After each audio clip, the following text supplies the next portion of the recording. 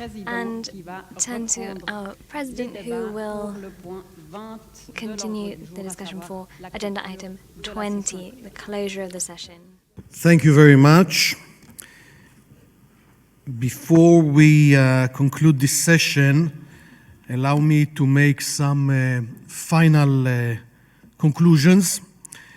First of all, I would like to thank all participants for traveling to Israel and have meaningful in-person interactions after almost 3 years of virtual meetings. It's always good to see each other face to face. And I would also like to thank you for the honor of elected me as RC72 president. Now, I have met with many colleagues and made many friends here. We have heard some outstanding speeches and held many productive discussions. At the same time, there comes a point where planning must give way to action. So between this year's RC and next year's, we have much work to do. We lay down the frame, but we must now implement our decisions and build our systems. We have gathered in the shadow of a global pandemic and war. Yet, we have shown here this week how we can come together in face of these tragedies and commit to improve global healthcare. We discussed how to harness the pool of expertise in our region, learning and sharing best practices in emergency response and preparedness. We have pledged ourselves to advancing digital health by embracing novel technologies in our health systems, making them more effective and accessible to all.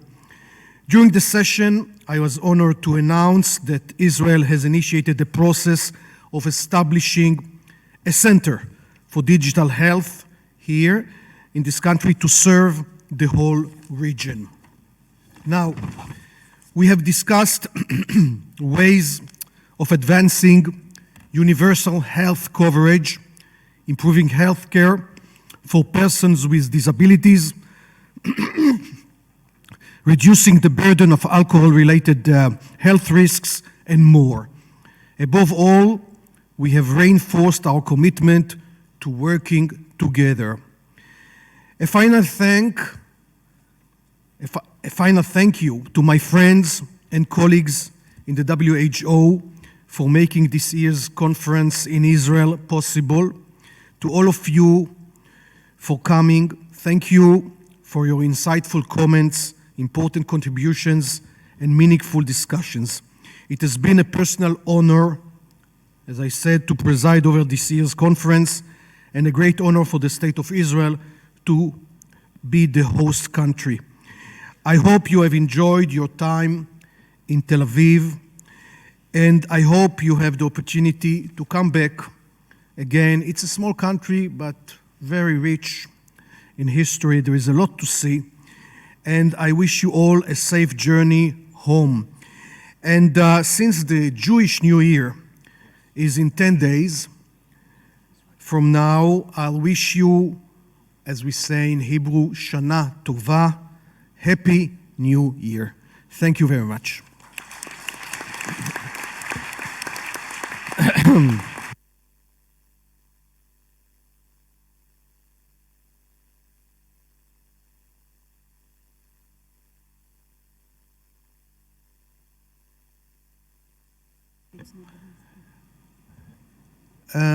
We still have to do the right of reply of the EU and the Russian Federation. So first, it will be the EU. No, Autriche. So first it will be Russia. Okay, so first it will be the Russian Federation. Please, Russia. Спасибо, господин председатель. Thank you, President. Мое право на ответ я хотел бы адресовать странам странам ЕС, а также Израилю и Украине. Решительно отвергаем все обвинения в провоцировании осложнения гуманитарной ситуации на Украине. Как известно, Россия вынуждена была начать специальную военную операцию для защиты гражданского населения Донбасса, которая подвергалась насилию с 2014 года со стороны киевского режима. На освобожденных территориях налаживается мирная жизнь, восстанавливается гражданская инфраструктура, строятся школы и больницы. Россия оказывает массивную гуманитарную помощь населению этих территорий, направляя на них продукты питания, лекарства, другие товары первой необходимости. Одновременно поставки вооружений со стороны государств ЕС только отягощают гуманитарную ситуацию в соседней стране, то есть на Украине. И по СПИДу, второе право на ответ, хотел бы адресовать странам ЕС, а также Украине. Отвергаем любые обвинения в том, что специальная военная операция якобы привела к срыву планов Украины по борьбе с ВИЧ, СПИД, туберкулезом и инфекциями, передаваемыми половым путем. Эти планы, если они когда-то и были сорваны Киевом задолго до упомянутой операции, мы это знаем наверняка с учетом данных, поступающих по итогам медицинских обследований украинских переселенцев, переехавших жить в Российскую Федерацию. Спасибо. Thank you.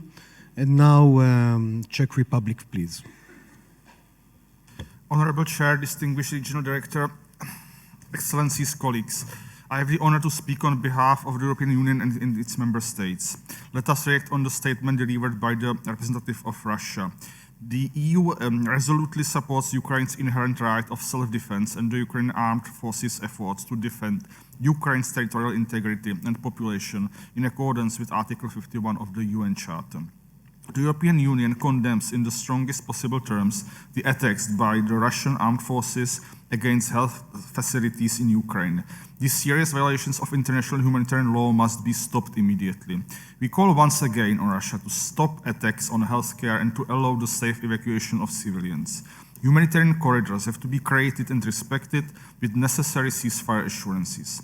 Free and safe access for those delivering medical and humanitarian assistance must be ensured in line with basic human rights principles and international humanitarian law. At all times, Russia must respect its responsibilities under international humanitarian law.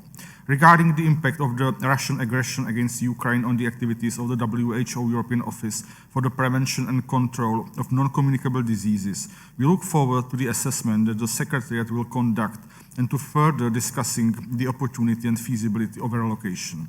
Our goal is to safeguard the technical cooperation and assistance provided by the aforementioned office. Russia's war of aggression against Ukraine continues to negatively impact the health situation all over the globe, including in the most vulnerable countries, as well as the work of WHO. Russia's blatant disregard for human life and well-being deems it an untrustworthy partner. EU and its member states therefore call for accelerated implementation of the resolution. Thank you. Thank you. No, it's over. You got the right of reply already, sir. So now let me give the final word to our regional director, dear Hans. Oh yeah.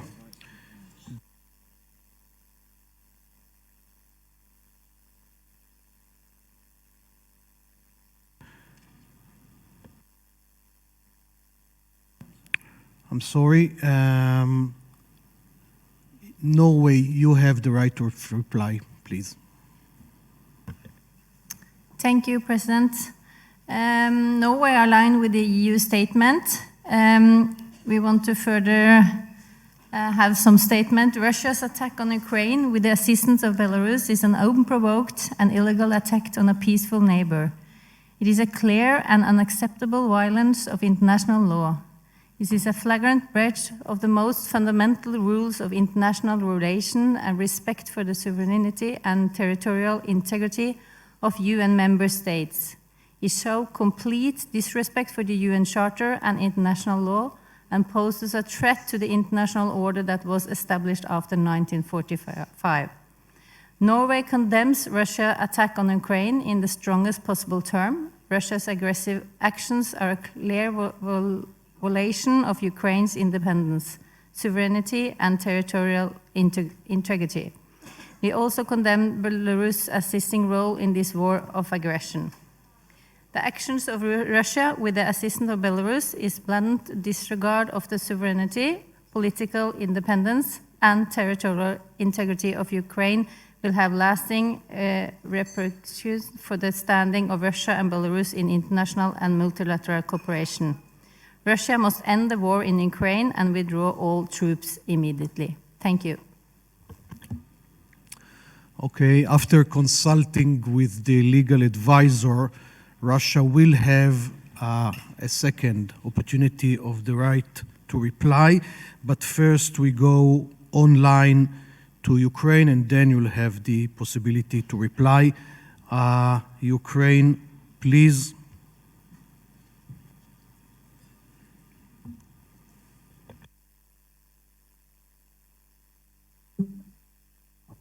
The delegation of Ukraine, thank you, Mr. President. The delegation of Ukraine would like to exercise the right of reply with regard to the remarks delivered by the delegation of the Russian Federation. We have been particularly astonished by the repeated references to the alleged politicization and irrelevance of the health crisis in Ukraine, stemming from the Russian aggression, to the work of the WHO European Regional Commitment. In this connection, we would like to remind that the World Health Assembly, in its resolution 75.11 of 28th of May 2022, clearly established that the Russian aggression against Ukraine constitutes exceptional circumstances causing a serious impediment to the health of the population of Ukraine, as well as having a regional and wider than regional health impacts. The Russia's invasion has placed an extremely heavy burden on the people of Ukraine and its healthcare system. The only way to stop human suffering is for Russia to stop its senseless and brutal war and withdraw its troops from the territory of Ukraine in its internationally recognized borders. I thank you. Thank you very much. And now, as I said, the Russian Federation has the right of reply. Please, sir. Спасибо, господин председатель. Хотел бы ответить и Норвегии, Thank you, Chair. I'd Украине, like to respond to а Norway также and Ukraine Евросоюзу. again, as well as the EU. Уже не раз об этом говорил. We have spoken about this more than once. Цель специальной военной The операции aim взять of под the защиту special military гражданского населения operation Донбасса. was to Инфраструктура, protect the гражданская civilian инфраструктура на этих population территориях of Donbass. восстанавливается The после infrastructure in that area is being восьмилетних rebuilt after бомбежек со 8 стороны years киевского режима of этих bombing территорий. from the side of the Kiev regime. Что касается резолюции As for the 75-й resolution of the 75th Всемирной ассамблеи World Health здравоохранения, Assembly, который говорил представитель Украины, хотел бы напомнить, что which она не speaks носила about консенсусный Ukraine, характер, и наша it was делегация not голосовала против нее, consensual, потому что and не our признает delegation voted against it because we do всего того, not что там написано recognize в everything that is отношении written нашей in there страны concerning our несправедливо. country. And this is not Спасибо, just. господин Thank you. председатель. Thank you, sir. Now, finally, let me give the final word to our regional director. So, dear Hans, we became friends recently. It has been a true... Oh, no. Okay. Well, you don't want to end this conference. So I invite you all to stay in Israel. Okay, anyway, let's see, are there any more? Only you? Okay, so Czech Republic, please. Honorable Chair, distinguished Regional Director, Excellencies, colleagues, I have the honor to speak on behalf of the EU and its member states. Let us react on the statement delivered by the representative of Russia.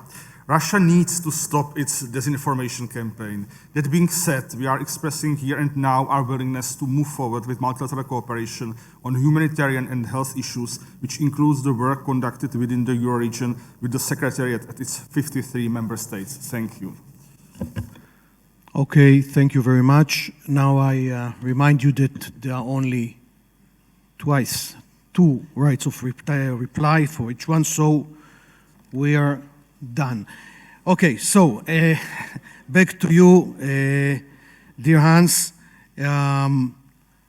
Your address on Monday was one of the highlights of this RC72. You talked about the new normal that will resonate and hopefully inspire us all to act and walk the talk. A number of important resolutions and decisions were adopted during the last few days, some after difficult discussions and with the need to go through a painful process of voting. However, most important is that these new frameworks and action plans can start to be implemented at national, regional, and global level. So please, you have a lot of energy, and we need it. Keep pushing us, and with the headline of "Leave No One Behind." So I invite you, sir, to make a closing remark, please. Thank you very much, Mr. President. As you were telling, my good friend, Minister Nissan Horowitz, I was telling the Minister it will be very strange for me to fly back, but I'm very used now to work side by side. Dear Executive President, dear Nora, distinguished delegates and friends, the hour is late, really, as we approach the end of quite a remarkable regional committee session. Remember the first time that we're coming together since you gave me the mandate to be your regional director in 2019 under the same roof, hosted by the country Israel, whose innovations in science and health many of you have seen and are really increasingly being recognized at a global level. And then for myself, exactly midway my mandate, so it was very timely to have a lot of discussions on looking back and especially looking forward. The number of participants was amazing.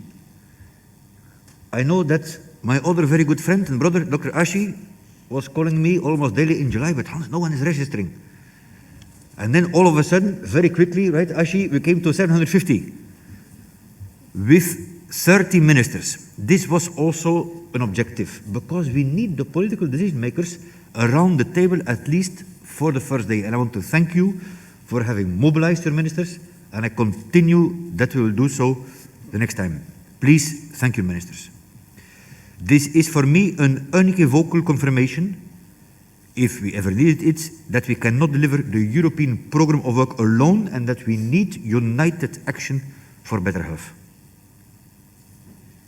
The minister was telling already the milestone agreements reached in advancing our health and equity agenda across the region. And now I am a little relaxed because the 4 flagships of the EPW are now approved since you approved the first regional digital health action plan and the first action framework on behavioral and cultural insights, which, as the minister was mentioning, now immediately we have to set in motion together. We also have a framework for tackling the huge burden on health, which is the heaviest in this region globally, namely caused by alcohol. And I want to thank everyone here for, this was, for me, I think the resolution with the most intensive involvement and negotiations, and I want to thank all countries to come really towards a consensus. I mean, it's remarkable. And sometimes they say that great is the enemy of the good. And we also have achieved the highest attainable level of health for people with disabilities, something which is very, very close to my heart. Social justice has been the foundation of my entire career, be it when I was general practitioner in Belgium, 5 years working with Médecins Sans Frontières in the most difficult places on earth, or as your regional director. I believe really in leaving no one behind, and we cannot have 130 million people with disabilities left behind in our region. Our work on ending AIDS and the pandemics of viral hepatitis, sexually transmitted infections, and tuberculosis have received a much needed boost. And I believe that there were several of you mentioning this ministerial lunch. We're also a little bit concerned because it was a great ministerial lunch the first day, then we would have attendance, but it was really another awesome event. Some people almost forgot to eat. And with the approval of the roadmap to accelerate action on cervical cancer, we have a historic opportunity to eliminate one type of cancer, once and for all. Let it be our legacy, in memory of Laura Brennan and many other girls and women. You're absolutely right, Minister, that our discussions have not always been that smooth, but I'm very grateful for your patience and determination. Remember, that's what I asked at the reception Sunday evening, and then in my address, that this would be a pan-European one. And Excellency from the Czech Republic, thank you. I think you really had almost the key points when you mentioned about the pan-European unity, and we cannot leave any vulnerable people behind in 53 countries. Thank you so much for this. It's basically a valuable reminder of our shared purpose to uphold the health and well-being of all those we represent. As I say time and again, health is not everything, but without health, there is nothing. The dual-track approach I presented to you here 2 days ago, clearly I saw resonates. With your leadership, your guidance to us, we must strengthen emergency preparedness and control, anticipating and responding to current and new threats to health as they arise, whilst at the same time maintaining the routine health services expected of our citizens. This morning, very early, I had the bilateral with Roland Driessen, and I want to thank him, it was quite early, from the INB, to see how we can further align, which is what you asked yesterday, and then also with Oliver Morgan from the WHO Berlin Hub. I am very grateful, really, to the wise words and direction given by my big brother, our Director General, Dr. Tedros. I know that he had to do also a very special effort to be here, and I'm very, very grateful. Please rest assured of my commitment to align with the 6 RDs, Director General, and then the country offices. It's very important. Nora, I have thanked you before, but I have to thank you again, and I will thank you also in the future again, because the number of complex political questions I had to ask your advice was only increasing, and you were so patient, really. And you have done an awesome job, I thought, in this region committee, with determination, top-class diplomacy, and modesty, very important. Really, for me, a shining example. And actually, I believe we have a token of appreciation, right, Susan?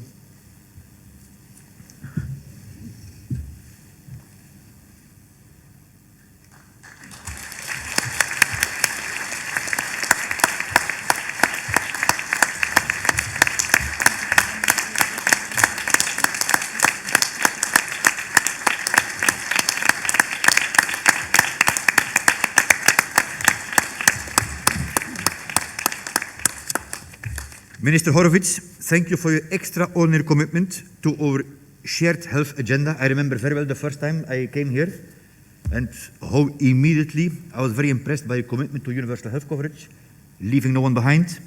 We discussed about the LGBT plus community, about the health for peace of Israel and Palestine. You are really a great leader, and I'm very, very grateful that I got to know you better. And it's also my pleasure to give you the WHO Euro Award for this.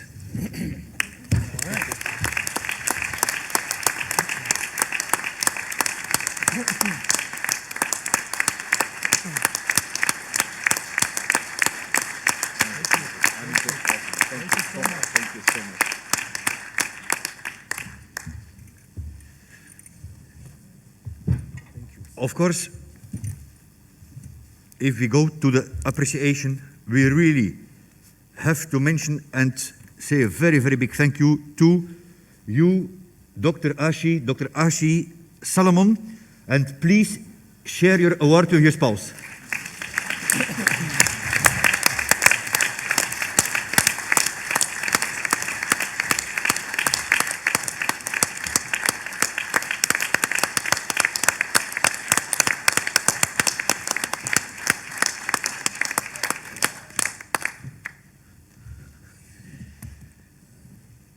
Minister Horowitz, I would appreciate very much if you could convey our respect to the government of Israel, to Prime Minister Lapid for his great video message, and of course to President Herzog and the First Lady, who also accompanied and who is in touch, as we discussed, for supporting mental health initiatives, first and foremost for Ukraine.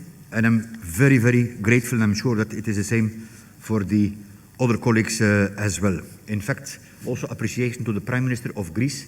I thought this was a very inspiring message as well from Prime Minister Mitsotakis, and supporting the mental health agenda, the quality of care. We are very, very grateful. Dr. Gaga, please convey our appreciation to Mr. Prime Minister. Then I would like definitely to express appreciation to you, Professor Marat Sharanov, Deputy Executive President. Marat is over there, for also your tremendous patience and for physically coming to Tel Aviv.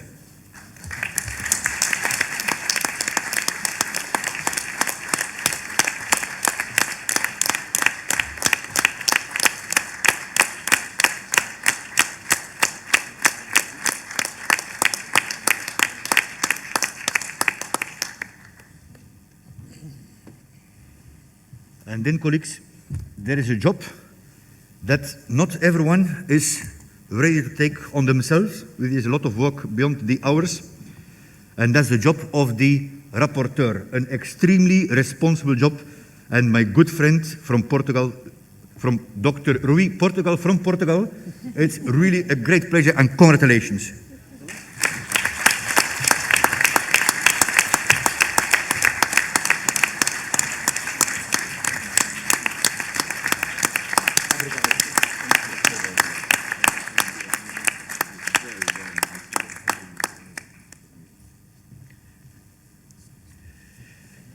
Dear friends, let me end with the words of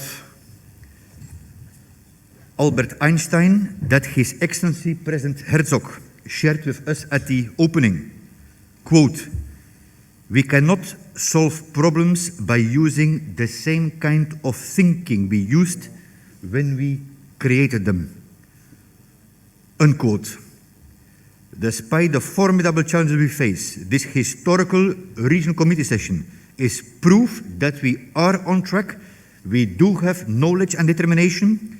We do embrace and implement innovation to tackle those challenges. Excellency Horowitz, if you allow me, before I give back to you, I believe that we have a short video. If you can show a short 4 minutes video to show some highlights of our regional committee. I believe it will be.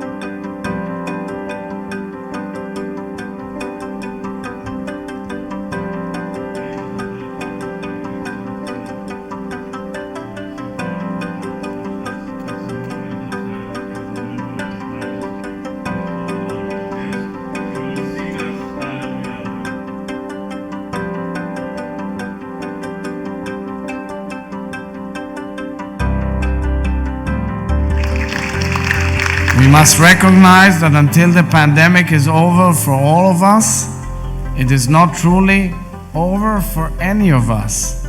We must also recognize that while our medical organizations and professionals perform in an exemplary fashion, we know that the next global health crisis is right around the corner.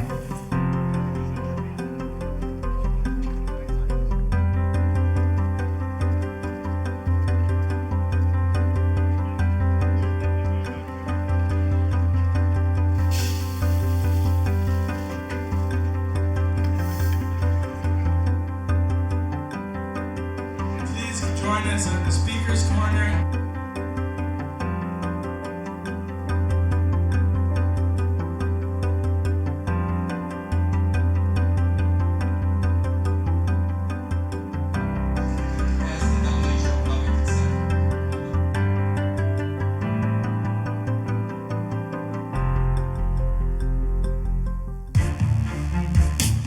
We will need very much this pan-European unity to deal with what I call the new normal. The new normal is a dual track. It means that all countries should be able to maintain constant readiness and alert, but without breaking routine disease prevention and control.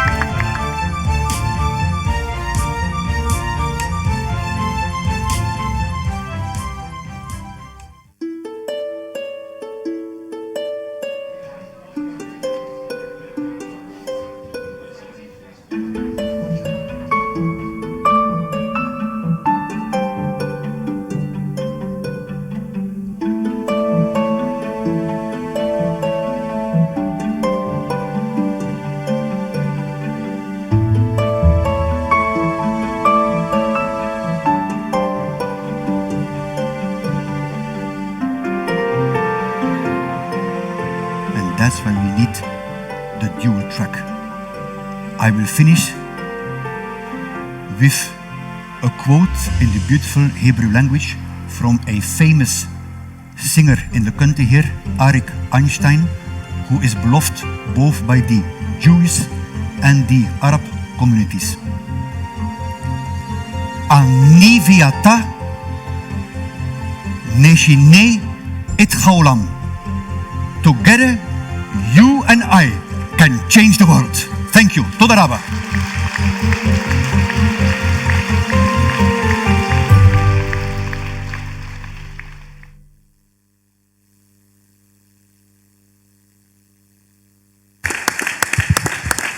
I give to the Minister. Dear Minister, I am going to give back to you to do the final closure. And before that, I wish you all safe travels back home. Hope you can still enjoy a little bit. Toda raba, Shana Toda. Toda raba. So, dear friends, I hope to see you all in Israel again. I wish you all a happy new year, and it gives me great pleasure to hereby declare the 72nd session of the Regional Committee for Europe closed.